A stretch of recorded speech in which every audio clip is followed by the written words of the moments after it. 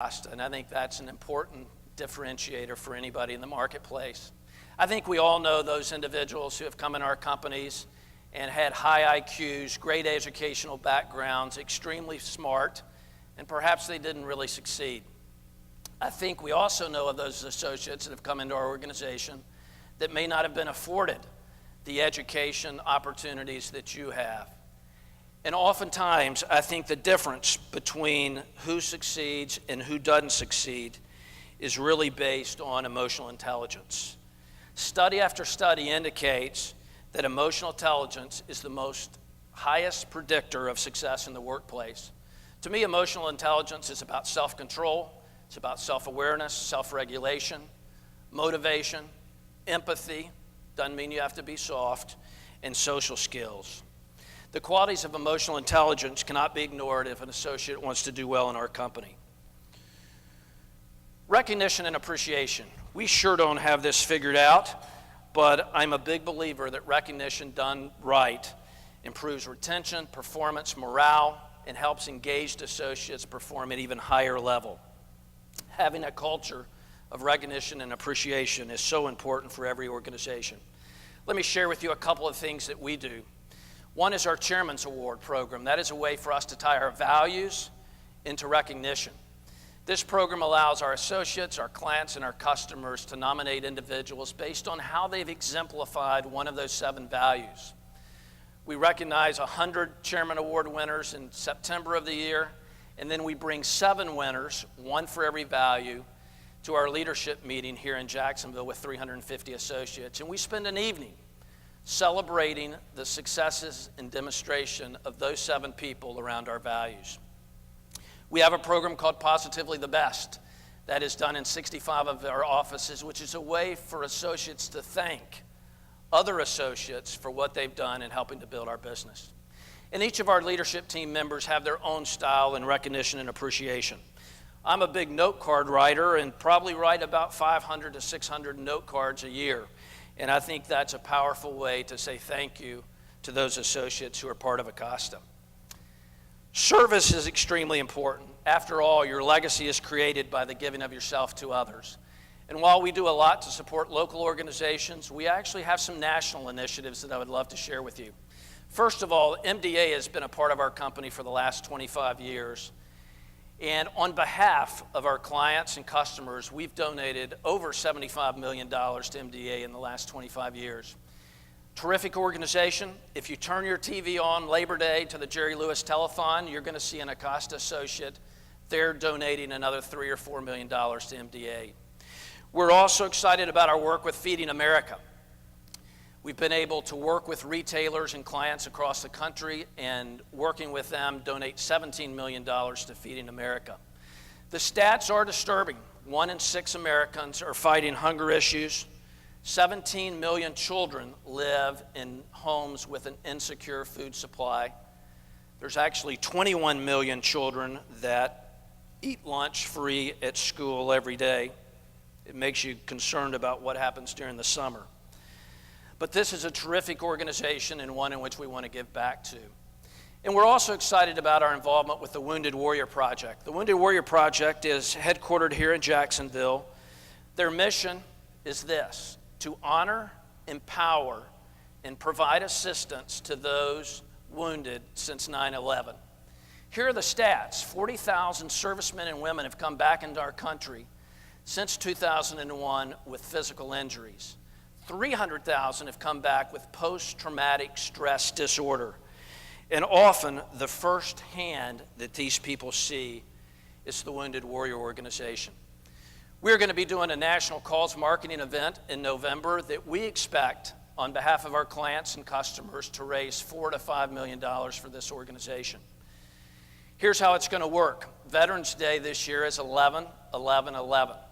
The Sunday before that, there'll be 50 million inserts put in newspapers across the country. This insert will encourage people to text $5, $10, or $20 to Wounded Warriors. You'll then have the opportunity to go on a website and get coupons totaling $50 on 50 brands that Acosta represent. It's the right thing to do. It's something that we hope will become an annual event. One of my favorite quotes is from a gentleman named Brian Hinckley. He actually died 50 years ago to this month. He was an American author, religious leader, speaker, and educator, and I think he says it well. Service is the dividing line that separates the two great groups of the world, those that help and those that hinder, those that lift and those that lean, those that contribute and those that only consume. How much better is it to give than to receive? Service in any form is cunning and beautiful. To give encouragement, to impart sympathy, to show interest, to banish fear, to build self-confidence and awaken hope in the hearts of others. In short, to love them and to show it is to render the most precious service. I think that says it all. Regardless of your position in your organization, I'd love to share with you 3 or 4 recent books that I have read that I think offer wonderful leadership lessons for us. Touch Points is a book that was just released, written by the CEO of the Campbell Soup Company named Doug Conant, who's actually retiring this month. And Doug speaks about touchpoint leadership as being present in the moment and having confidence that you're going to make the best of that interface with your associates. I think the reality is each of us probably face a dozen touch points or more a day with peers, with associates. How do we make the very best of those touch points? I know I can look back and say some were handled well, some were not handled well, and Doug offers tremendous insight into that. Expect to Win is written by one of our own, Carla Harris. Carla grew up here in Jacksonville, went to Bishop Kenny High School. She still has a scholarship she supports there. She's arguably one of the top 20 women on Wall Street. She's with Morgan Stanley. She's an accomplished gospel singer. In fact, she's performed by herself 3 times at Carnegie Hall. And she's written a book that we've actually shared with about 600 of our associates called Expect to Win. And her message is this: be the architect of your own agenda. Don't worry about what the next person is doing in the business life. And the importance of having a sponsor, mentor, and advisor as you move throughout your career. A wonderful book for those that are just entering the workforce, but also a wonderful book for those that have been in it. One of my favorites is actually called How the Mighty Fall, written by Jim Collins. You've heard of many of his other books. This is about a 100-page book where Jim studies companies like A&P, Ames, Department Stores, Zenith, Bank of America, Circuit City, which is no longer in business. And he makes an argument that companies go through 5 stages of decline. The first stage being arrogance. And his point is, which I agree, is that every organization, whether you're a business or a nonprofit, is vulnerable to decline. Regardless of whether you've been in business for 84 years or have 20,000 people or are financially healthy, every organization is vulnerable to decline. Think about this. A&P was once the largest retailer in the world. One of their former CEOs said this: we're going to keep doing things exactly the way we are, and we're going to be successful because we're A&P. A&P declared bankruptcy earlier this year. The second point is undisciplined growth. We found ourselves once or twice getting away from our core business. After we did, our management team read a book called Profit from the Core. And Jim Collins' point is, be careful how you expand. We learned a tough lesson or two, and I think it's very applicable to have disciplined growth. His other points were around denial of risk or peril. The fourth one is clinging to salvation, and 5 is ultimately death. So regardless of where you are in the workplace, I think it's a good reminder to us in terms of how do you deal with potential strategies. The last book is actually written by Howard Schultz. Howard started Starbucks in 1983 when he bought one coffee shop in Seattle.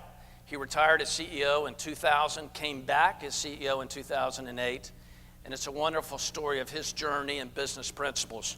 And we're pleased to have Howard come to Jacksonville, and actually he'll be with our leadership team earlier this fall. Let me close with one story. You may have read it in the Wall Street Journal a few months ago, and it was titled Measurements That Mislead.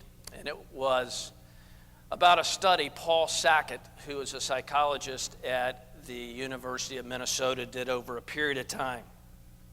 and he actually studied maximum performance measures versus typical performance measures. He was wanting to determine what ultimately drove success. He studied three things. Interestingly, he studied cashiers, and he, over time, studied how fast a cashier scanned product in the store when they were measured versus when they weren't measured. And what his study showed is that regardless of how fast a cashier scanned product, there was no correlation to how they ultimately, whether they ultimately had any success with that retailer or not. The second area was relative to the NFL Combine. And as you know, the NFL Combine is held in late February of every year. This year it was held in Indianapolis. They typically invite about 300 college football players to try out in front of NFL scouts. They do the long jump and the high jump and the vertical jump and the 100-yard dash and you name it.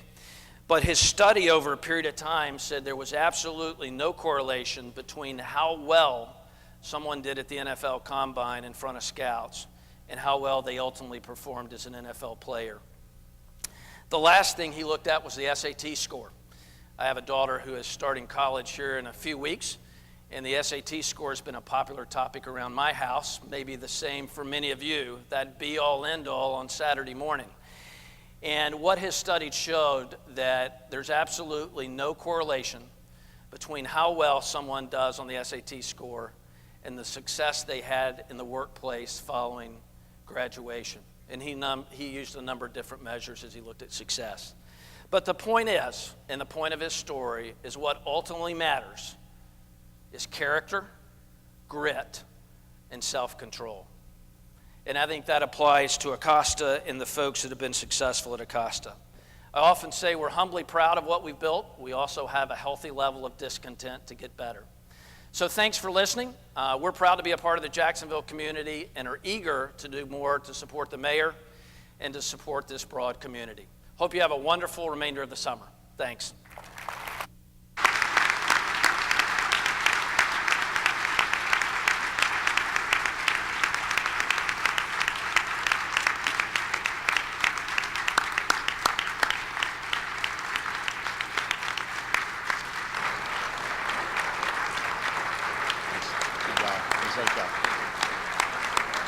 Robert, thank you. Thank you for those inspiring remarks. We have, as Hugh mentioned earlier, a wonderful CEO in our midst, as you all know, and a wonderful company. We're very fortunate. I'm fortunate to serve on the Chamber Board with Robert, and we're thankful for you to be on that board with us. I want to thank our sponsors, PRI Production, BB&T, and Baptist Health Systems. And if you can put on your calendar, Tuesday, September 6th is our tentative date for our next Cornerstone meeting. It's usually the one that's jam-packed, and we do sell out. It'll be the Jacksonville Jaguars. I'm very confident we'll be playing shortly after that day. So please get that on your calendar. With that, we stand adjourned. Have a marvelous day.